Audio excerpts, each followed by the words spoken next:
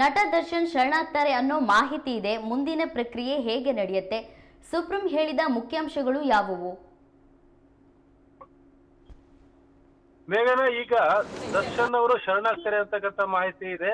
ದರ್ಶನ್ ಅವರು ಶರಣಾಗದಾದ್ರೆ ಏನು ಮೂಲ ಪ್ರಕರಣ ದಾಖಲಾಗಿತ್ತು ಎಲ್ಲಿ ಬೆಂಗಳೂರಿನ ಸಿಟಿ ಸಿವಿಲ್ ನ್ಯಾಯಾಲಯ, ಆ ಸಿಟಿ ಸಿವಿಲ್ ನ್ಯಾಯಾಲಯಕ್ಕೆ ಬಂದು ಅವರು ಈಗ ಪ್ರಕರಣ ಅಲ್ಲಿ ವಿಚಾರಣೆ ನಡೀತಾ ಇರೋದು ಸಹ ಇದೇ ನ್ಯಾಯಾಲಯದಲ್ಲೇನೆ. ಹೈಕೋರ್ಟ್ ನಲ್ಲಿ ವಿಚಾರಣೆ ಆಗಿದ್ದೇನು ಅಂತಂದ್ರೆ, ಏನು ಸಿಟಿ ಸಿವಿಲ್ ಕೋರ್ಟ್ ಪ್ರಕರಣದಲ್ಲಿ ಇದೇ ಬೇಲ್ ಕೊಡೋದಿಲ್ಲ ಅಂತ ಹೇಳಿತ್ತು. ಆ ಬೇಲ್ ಕೊಡೋದಿಲ್ಲ ಅನ್ನುವಂತ ವಿಷಯಕ್ಕೆ, ಆದೇಶಕ್ಕೆ ಮೇಲ್ಮನವಿಯನ್ನು ಹೈಕೋರ್ಟ್ಗೆ ಸಲ್ಲಿಸಲಾಗಿತ್ತು. ಆ ಬೇಲ್ ಕೊಡೋದಿಲ್ಲ ಅಂತಕ್ಕಂಥ ಏನು ಆದೇಶ ಇತ್ತು ಅದಕ್ಕೆ ಮೇಲ್ಮನವಿ ಸಲ್ಲಿಸಿದ್ದು, ಅದಕ್ಕೆ ಹೈಕೋರ್ಟ್ ಒಪ್ಪಿಗೆ ಕೊಟ್ಟಿತ್ತು. ಆ ಈ ಏನು ಆದೇಶ ಇತ್ತು ಹೈಕೋರ್ಟ್ ಆದೇಶ, ಅದಕ್ಕೆ ಮೇಲ್ಮನವಿ ಸುಪ್ರೀಂ ಕೋರ್ಟ್ಗೆ ಹೋಗಿತ್ತು. ಹಾಗಾಗಿ ಬೆಂಗಳೂರಿನ ಸಿಟಿ ಸಿವಿಲ್ ನ್ಯಾಯಾಲಯದಲ್ಲೇ ಪ್ರಕರಣದ ಸಂಪೂರ್ಣ ವಿಚಾರಣೆ, ಮೂಲ ವಿಚಾರಣೆ ನಡೀತಾ ಇರತಕ್ಕಂಥದ್ದು. ಹೈಕೋರ್ಟ್ ಮತ್ತೆ ಸುಪ್ರೀಂ ಕೋರ್ಟ್ ಅಲ್ಲಿ ಕೇವಲ ಬೇಲ್ ಅರ್ಜಿಯ ಮೇಲ್ಮನವಿಯ ವಿಚಾರಣೆ ಮಾತ್ರ ನಡೆದಿತ್ತು. ಹಾಗಾಗಿ ಅವರು ಈಗ ಶರಣಾಗದಾದ್ರೆ ಅದೇನು ಸಿಟಿ ಸಿವಿಲ್ ನ್ಯಾಯಾಲಯ ಇದೆ, ಮೂಲ ಪ್ರಕರಣ ಎಲ್ಲಿ ದಾಖಲಾಗಿದೆಯೋ ಅದೇ ನ್ಯಾಯಾಲಯಕ್ಕೆ ಬಂದು ಅವ್ರು ಶರಣಾಗಬೇಕಾಗತ್ತೆ ದರ್ಶನ್. ನಂತರ ಅಲ್ಲಿಂದ ಅವರನ್ನ ಜೈಲಿಗೆ ಕರ್ಕೊಂಡು ಹೋಗ್ತಕ್ಕಂತ ಪ್ರಕ್ರಿಯೆಯನ್ನ ಮಾಡ್ತಾರೆ. ಇಲ್ಲ ಅವರು ಶರಣಾಗ್ಲಿಲ್ಲ ಅಂತಂದ್ರೆ ದರ್ಶನ್ ಅವರು ಎಲ್ಲಿದ್ದಾರೋ ಅಲ್ಲಿಗೆ ಹೋಗಿ ಅವರನ್ನ ಬಂಧಿಸ್ತಾರೆ.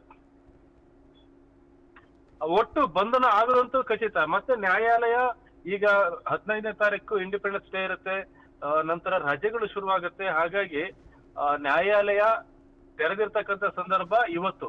ಆದ್ರೂ ಸಹ ನ್ಯಾಯಾಲಯದ ಅವಧಿ ಮುಗಿದ ನಂತರ ಪೊಲೀಸರು ಅವರನ್ನ ಬಂಧಿಸಿದರೂ ಸಹ, ದರ್ಶನ್ ಅವರನ್ನ ಬಂಧಿಸಿದರೂ ಸಹ ಅವರನ್ನ ನ್ಯಾಯಾಧೀಶರ ಮುಂದೆ ಹಾಜರುಪಡಿಸ್ಬೇಕಾಗತ್ತೆ. ನಂತರವೇ ಅವರನ್ನ ಜೈಲಿಗೆ ಕರ್ಕೊಂಡು ಹೋಗ್ತಾರೆ. ಹಾಗಾಗಿ ಇಷ್ಟೆಲ್ಲ ಪ್ರೊಸೀಜರ್ಸ್ ಇದೆ. ಆದ್ರೆ ಒಂದು ನೇರ ದರ್ಶನ್ ಅವರು ಬಂದು ನ್ಯಾಯಾಲಯದ ಎದುರು ಶರಣಾಗೋದು ಒಂದು ಪ್ರೊಸೆಸ್ ಆದ್ರೆ, ಪೊಲೀಸರು ಅವರನ್ನ ಬಂಧಿಸಿ ನಂತರ ನ್ಯಾಯಾಲಯದ ಎದುರು ಅಥವಾ ನ್ಯಾಯಾಧೀಶರ ಎದುರು ಹಾಜರುಪಡಿಸೋದು ಇನ್ನೊಂದು ರೀತಿ. ಇದರಲ್ಲಿ ಯಾವ್ದಾಗುತ್ತೆ ಅಂತ ನೋಡ್ಬೇಕು, ಒಂದು ಕುತೂಹಲ ಇದೆ. ಆದ್ರೆ ಈಗಿರ್ತಕ್ಕಂಥ ಮಾಹಿತಿ ಪ್ರಕಾರ ಬಹುಶಃ ದರ್ಶನ್ ಅವರು ನ್ಯಾಯಾಲಯಕ್ಕೆ ಶರಣಾಗ್ತಾರೆ ಅಂತಕ್ಕಂಥ ಮಾಹಿತಿ ಇದೆ. ಈಗ ಅವರು ಡೆವಿಲ್ ಸಿನಿಮಾದ ಹಾಡಿನ ಪ್ರಮೋಷನ್ ಅಲ್ಲಿ ಇದೆ, ಪ್ರಮೋಷನ್ ಮಾಡ್ತಾ ಇದ್ರು ಆಕ್ಚುಲಿ. ಈಗ ಅವರು ಬಹುಶಃ ನ್ಯಾಯಾಲಯಕ್ಕೆ ಶರಣ ಆಗ್ಬೋದು ಅಂತ ಇದೆ. ದರ್ಶನ್ ಮಾತ್ರ ಅಲ್ಲ, ದರ್ಶನ್ ಜೊತೆಗೆ 7 ಜನ ಆರೋಪಿಗಳೇನು ಬೇಲ್ ಕೊಟ್ಟಿದ್ರು ಹೈಕೋರ್ಟ್ ನಲ್ಲಿ. A1 ಪವಿತ್ರ ಗೌಡ ಆಗಿರ್ಬೋದು, A2 ದರ್ಶನ್ ಆಗಿರ್ಬೋದು, ಇವರೆಲ್ಲರೂ ಸಹ ನ್ಯಾಯಾಲಯಕ್ಕೆ ಶರಣಾಗುವ ಸಾಧ್ಯತೆ ಇದೆ. ಮೇಘನ, ಮತ್ತೆ ಬಳ್ಳಾರಿ ಜೈಲಿಗೆ ಶಿಫ್ಟ್ ಆಗುವ ಸಾಧ್ಯತೆ ಇದೆ. ಈ ಕುರಿತ ಹೆಚ್ಚಿನ ಮಾಹಿತಿ ಏನಿದೆ? ಈಗ ಮೇಘನ, ಈ ಹಿಂದಿನ ನಾವು ಅವಧಿಯಲ್ಲಿ ಪ್ರಕರಣವನ್ನ ನೋಡಿದ್ರೆ ಎಲ್ಲಾ ಆರೋಪಿಗಳು ಸಹ ಬೆಂಗಳೂರಿನ ಪರಪ್ಪನ ಅಗ್ರಹಾರ ಜೈಲಿನಲ್ಲಿ ಇದ್ರು.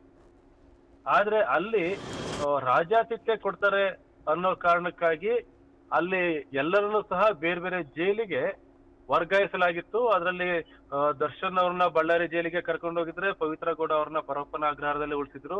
ಕೆಲವು ಆರೋಪಿಗಳನ್ನ ಶಿವಮೊಗ್ಗ ಜೈಲಿಗೆ, ಕೆಲವು ಆರೋಪಿಗಳನ್ನ ಬೇರೆ ಬೇರೆ ಜಿಲ್ಲಾ ಕೇಂದ್ರದಲ್ಲಿ ಇರತಕ್ಕಂತ ಜೈಲುಗಳಿಗೆ ಅವರೆಲ್ಲರನ್ನೂ ಸಹ ವರ್ಗಾಯಿಸಲಾಗಿತ್ತು. ಈಗ ದರ್ಶನ್ ಅವ್ರನ್ನ ಬಳ್ಳಾರಿ ಜೈಲಿಗೆ ಕರ್ಕೊಂಡು ಹೋಗ್ತಾರ ಅಂತಕ್ಕಂಥ ಕುತೂಹಲ ಇದೆ. ಇನ್ನು ಗೃಹ ಇಲಾಖೆಯಿಂದ, ಪೊಲೀಸ್ ಮೂಲಗಳಿಂದ ಯಾವ ಜೈಲಿಗೆ ಕರ್ಕೊಂಡು ಹೋಗ್ತಾರೆ ಅನ್ನೋದು ಸ್ಪಷ್ಟವಾದ ಒಂದು ಏನು ಇಲ್ಲ, ಯಾವುದು ಸಹ ಏನು ಹೇಳಿಲ್ಲ. ಆದ್ರೆ ಮೊದಲನೇದಾಗಿ ಅವರು ದರ್ಶನ್ ಅವ್ರನ್ನ ನ್ಯಾಯಾಲಯಕ್ಕೆ ಅಥವಾ ನ್ಯಾಯಾಧೀಶರ ಎದುರು ಹಾಜರುಪಡಿಸಿದ ನಂತರ ಯಾವ ಜೈಲಿಗೆ ಅವ್ರನ್ನ ಶಿಫ್ಟ್ ಮಾಡ್ಬೇಕಾಗುತ್ತೆ ಅನ್ನೋದನ್ನ ಪೊಲೀಸ್ ಇಲಾಖೆ, ಗೃಹ ಇಲಾಖೆ ಕ್ರಮ ಕೈಗೊಳ್ಳುತ್ತೆ. ಅದು ಯಾವ ಜೈಲಾದ್ರೂ ಆಗ್ಬೋದು, ಬಳ್ಳಾರಿ ಆದ್ರೂ ಆಗ್ಬೋದು, ಅಥವಾ ಬೇರೆ ಯಾವ ಜೈಲಾದ್ರೂ ಆಗ್ಬೋದು. ಆದ್ರೆ ಈಗ ಇರ್ತಕ್ಕಂಥ ಮಾಹಿತಿಯ ಪ್ರಕಾರ ದರ್ಶನ್ ಅವರು ಬಳ್ಳಾರಿಗೆ ಕರ್ಕೊಂಡು ಹೋಗ್ತಾರೆ ಅಂತಕ್ಕಂಥ ಒಂದು ಸೂಚನೆ ಇದೆ. ಹಾಗಾಗಿ ಬಳ್ಳಾರಿ ಜೈಲಿನಲ್ಲಿ ಒಂದಿಷ್ಟು ಸಿದ್ಧತೆ ಪ್ರಕ್ರಿಯೆಗಳು ಪ್ರಾರಂಭವಾಗಿದೆ.